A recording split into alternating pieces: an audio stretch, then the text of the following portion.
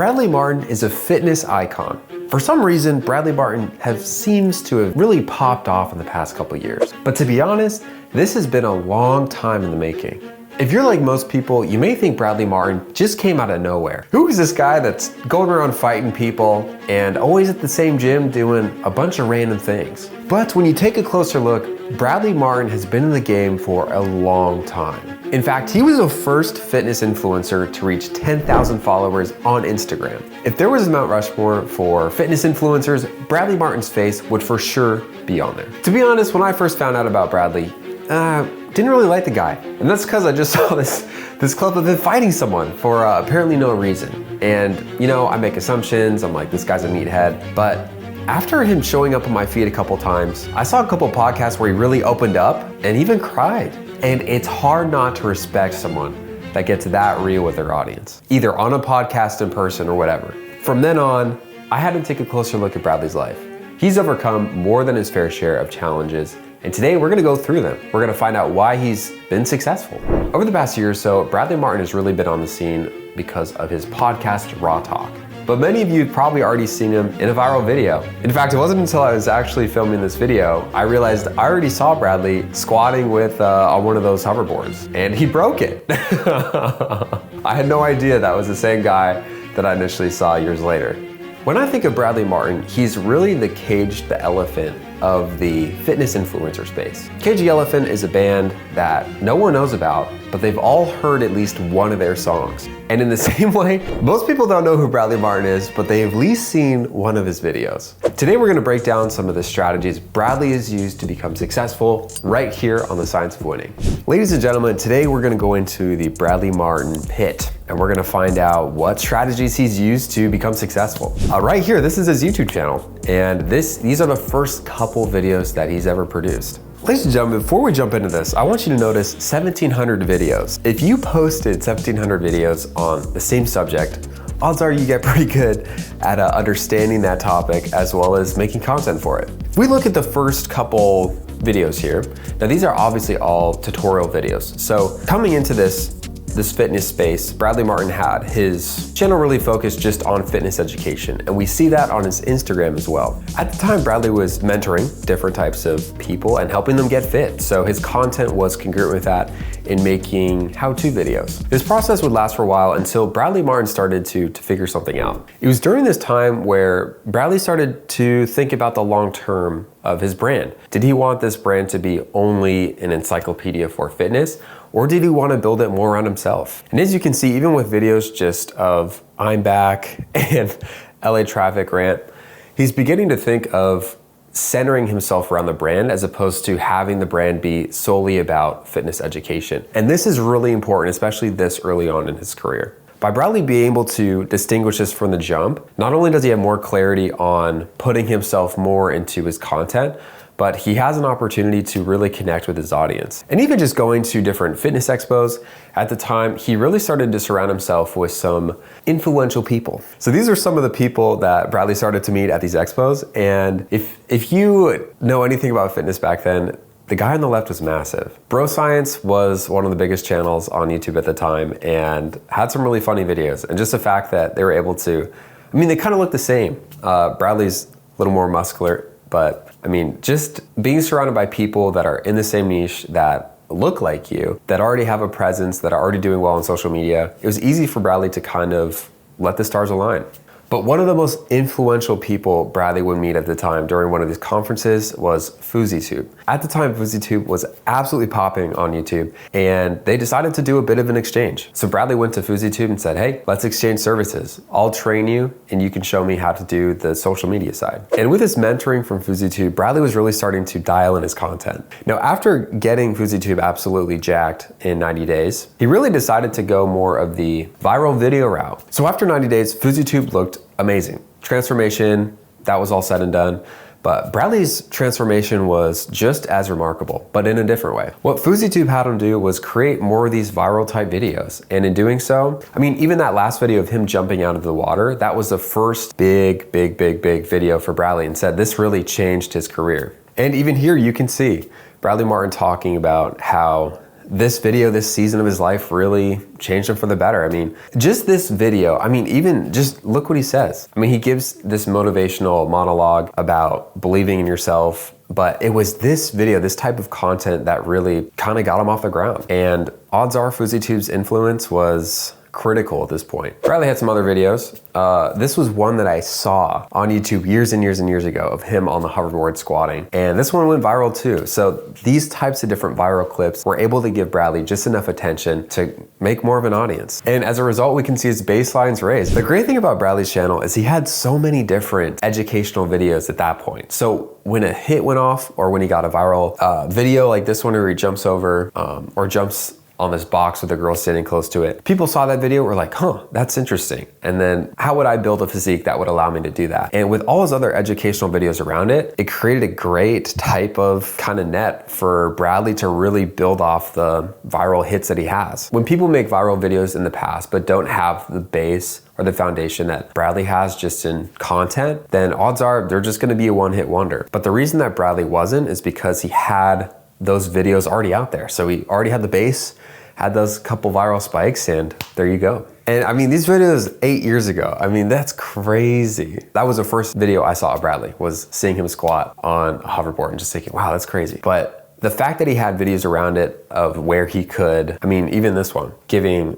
a little more context on what he does on the business side, which is kind of what we'll see in the future with Raw Talk. I mean, going through his routine, I mean, all these videos around it are creating avenues and pockets for people to be funneled into those. So just the fact that having those videos on there really helps. What's interesting with fitness influencers is they usually all started in that fitness educational space where it's strictly what exercise to do, diet, nutrition, and kind of branch into this area of virality and more entertainment type content. I mean, even just this video, Dom Mazzetti shaved my head. I mean, that's the bro science guy that we were talking about. 1.4 million views. I mean, that one got more views than his video on, you know, how to get bigger biceps, how to improve your deadlift.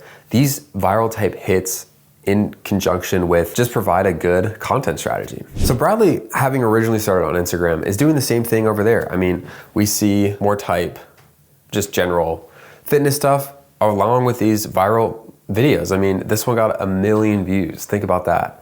I mean, just stuff like this works on Instagram, and the same type of strategy works on YouTube as well. And this is where things get a little bit more interesting. So when Bradley's experimenting with what virality hits or what viral hits are going to do well, he stumbles upon the dating niche content.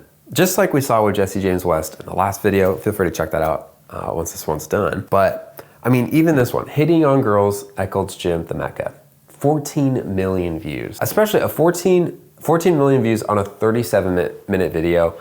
I don't know what a CPMs are, how much you get paid per 1,000 views. With fitness, I'm sure it's not as high as like business or something else, but he probably made a good chunk of change from that. So just the fact that that stuff does well kind of predicts where Bradley will go in the future.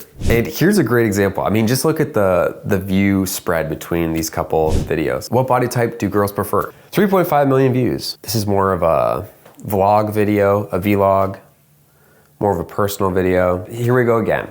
What do girls prefer?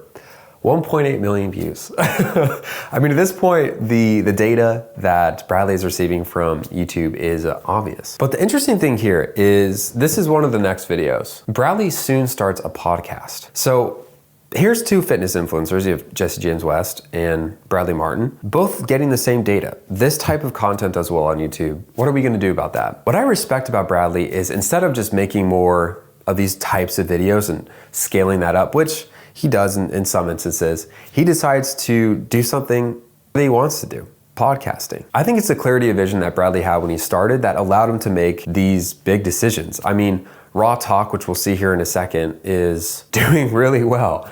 Getting those types of views on that length of content for any podcast is incredible.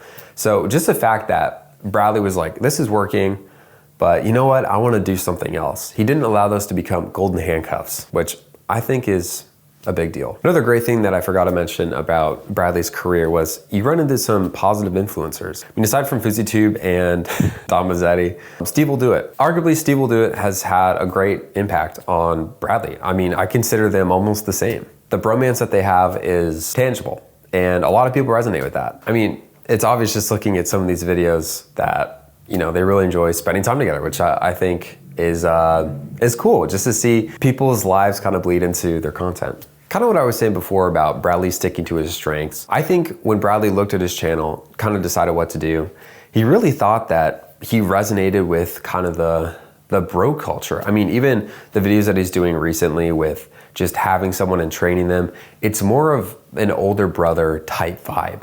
Whereas other fitness influencers like Jesse James West have gone kind of stuck with their strengths, with the charisma and the dating side. That's what I love. I mean, Bradley knows what he's good at and he stuck with it and mastered it. I mean, on occasion, Bradley will go after the view spike with the dating content, but for the most part, he's sticking with the bread and butter of the boys, the gym, and training. Now, one thing I was alluding to earlier was Bradley Martyn's Raw Talk, his podcast. And looking back, you know, Bradley Martyn first starting out even just his YouTube and Instagram channel, the goals that he had at that point of really wanting to be an inspiration to people, I think having the context, having a platform to kind of just sit down, kind of share his heart. And if you know anything about Bradley, he's a very, I don't want to say emotional guy, but he's very honest in a way that resonates with a lot of people. And having a podcast, I mean, there was a couple times where he really opened up about his past, really opened up about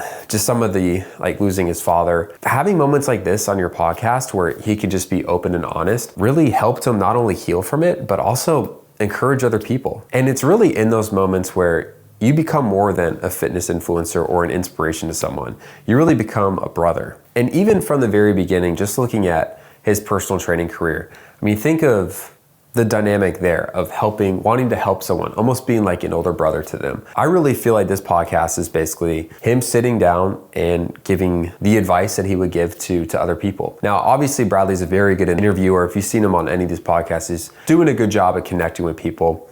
But this just really gives him the platform to connect. One thing I want to mention about Bradley Martyn is really that older brother type vibe. I mean, in this video, Neon, he is absolutely blowing up on Kick right now. That's the new Twitch, if you will. And it's cool to see because he really did this with Fouseytube starting out in exchange for helping train. Now, I don't think he said this anywhere, but in exchange for, it's kind of like a content swap. Hey, I'll help you work out, and in exchange, give me some insight on the channel, what you're doing. And we see this with Neon, we see this with Eric here on YouTube. So it's cool to see him kind of reuse the strategy that worked so long ago to kind of help him in this next iteration.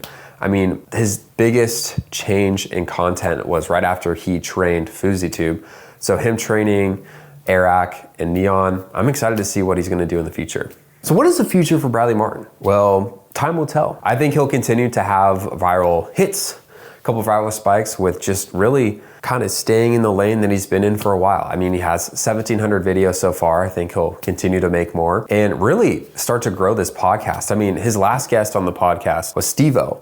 So I think being in a position where he can even bring on some bigger guests and get even more and more, I don't want to say recognition necessarily, but I think it's going to open some opportunities down the road for him. And really just excited to see where he's going to be in a couple years. And now Bradley Martyn is at 4.5 million followers on Instagram, more than 500,000 on his Raw Talk, and 3.2 million on his YouTube page. Thank you guys so much for watching the video. Let me know someone I should do next in the comment section below. Feel free to watch this next one, and I'll see you guys later. Peace.